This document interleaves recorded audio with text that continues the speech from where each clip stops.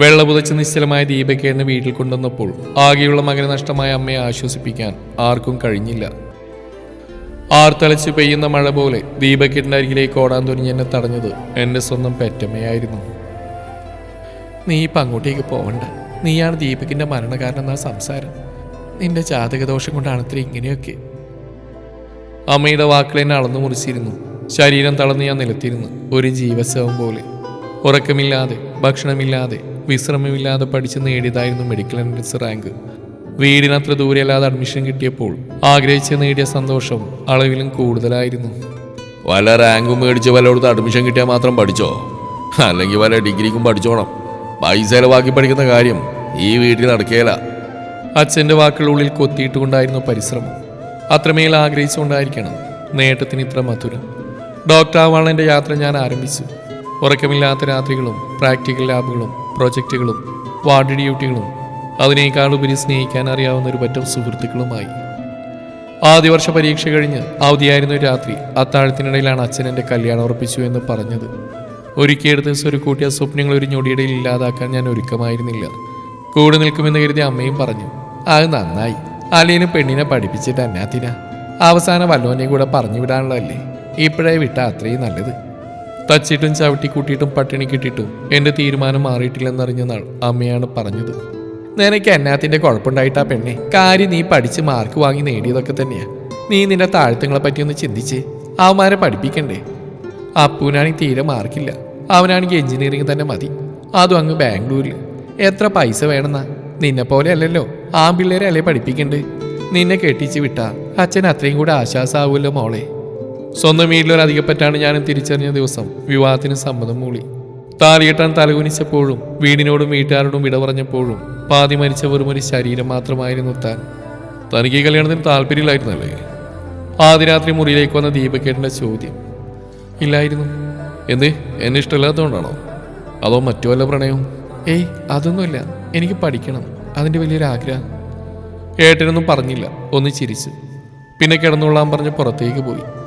ഏത് നിമിഷം അടർന്നു വീഴാൻ കൊതിക്കുന്ന കണ്ണുനീർത്തുള്ളികൾ എന്നെ കാഴ്ച മറിച്ചിരുന്നു.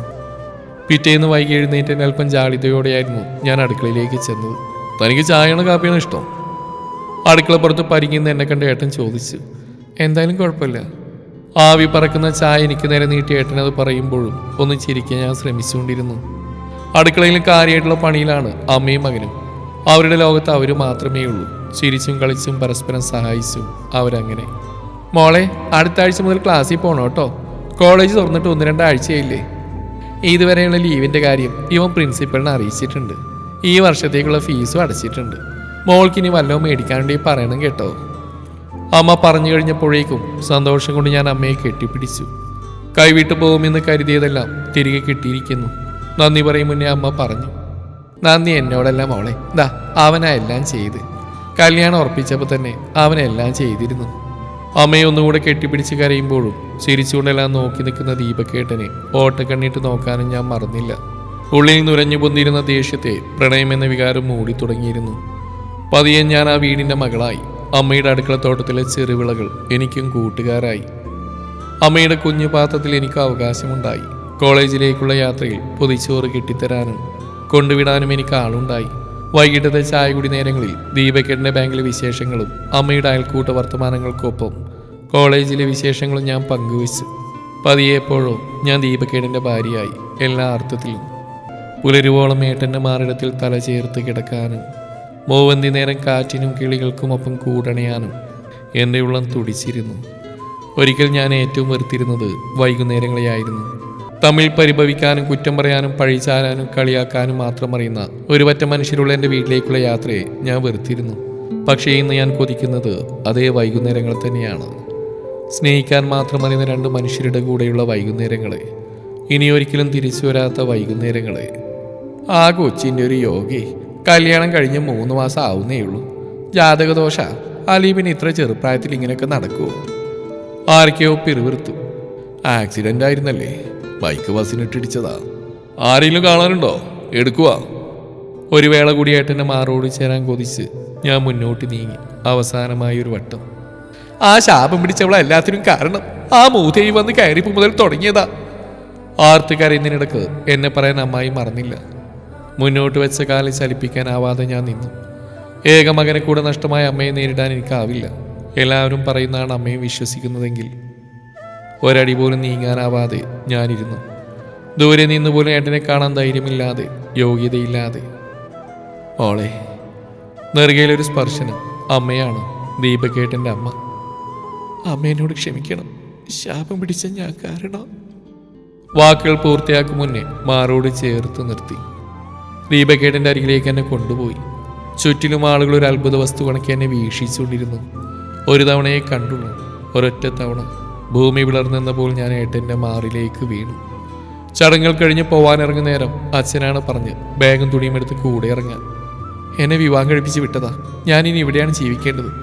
എൻ്റെ പാതി മാത്രമേ ഇല്ലാതായിട്ടുള്ളൂ, മറുപാതി ഇപ്പോഴും ഇവിടെയുണ്ട്. അച്ഛൻ്റെ മുഖം നോക്കി ഞാൻ പറഞ്ഞപ്പോൾ തിരിച്ചുത്തരം പറയാൻ അച്ഛന് കഴിഞ്ഞില്ല.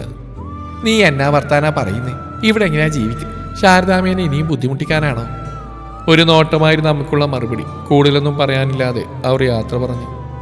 ഏട്ടൻ്റെ ഇല്ലായ്മയോട് ഞങ്ങൾ പൊരുത്തപ്പെട്ടു തുടങ്ങി.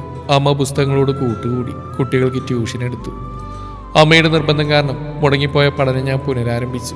പരസ്പരം കരഞ്ഞും വിഷമം പറഞ്ഞു ആശ്വസിപ്പിച്ചു. ഓർമ്മകളായി വിറക്കിയും ഓരോ ദിനങ്ങളും. ഋതുക്കൾ കടന്നുപോയി. വർഷവും വേനലും ശിശിരവും കടന്നു. ചിങ്ങപ്പുലരിയും ഓണപ്പുലരിയും എന്തിനോ വേണ്ടി പടിവാതിൽക്കൽ നിന്നു. ഞാൻ എൻ്റെ പഠനം പൂർത്തിയാക്കി. ഇന്റേൺഷിപ്പിന് ശേഷം അടുത്തുള്ള ആശുപത്രിയിൽ ജോലിയും നേടി. 21-ാം വയസ്സിലെ വിധവാ പട്ടം ചാർത്തുമ്പോൾ എനിക്ക് കൂട്ടിന് ദീപക്കുണ്ടായിരുന്നു. അവൻ പോയപ്പോൾ നീയും. പക്ഷേ ഞാൻ പോയാൽ നിനക്ക് ആരുണ്ട് മോളെ? ഇത്രയും കാലം നിന്നെ ഞാനിത് പറഞ്ഞ് ബുദ്ധിമുട്ടിച്ചിട്ടില്ല. പക്ഷേ ഇനി അങ്ങനെ പറ്റില്ല. ഞാൻ എത്ര നാളുണ്ടെന്ന് ആർക്കറിയാം. ഒറ്റക്കാവാന്ന് പറഞ്ഞാൽ വലിയ വിഷമം. എനിക്കത് മനസ്സിലാവും. അമ്മയുടെ മടിത്തട്ടിൽ കിടന്ന അമ്മ പറയുന്നത് കേൾക്കുന്നേരം എന്തിനോ വേണ്ടിയെന്നപ്പോൾ ഞാൻ കരഞ്ഞിരുന്നു. അന്നേരം മുറ്റത്ത് കർക്കിടമഴ പെയ്ത്ത് തുടങ്ങിയിരുന്നു. വർഷങ്ങൾക്ക് ശേഷം മുറ്റത്ത് തിരുവോണം പൂത്തുലഞ്ഞ് ഓണമുണ്ണാൻ തുമ്പിപ്പിണ്ണ് പടികടന്നു വന്നു. സദ്യവട്ടമൊരുക്കാൻ അമ്മ ഒറ്റയ്ക്കല്ല, കൂടെയുണ്ട് വരുൺ, എൻ്റെ സഹപ്രവർത്തകൻ. ജന്മം കൊടുത്ത മാതാപിതാക്കളെ ഒരിക്കൽ പോലും കണ്ടിട്ടില്ലാത്തൊരു ഹതഭാഗ്യൻ. അവനൊരു അമ്മയുടെ കൂട്ടു വേണമെന്ന് ചോദിച്ചു.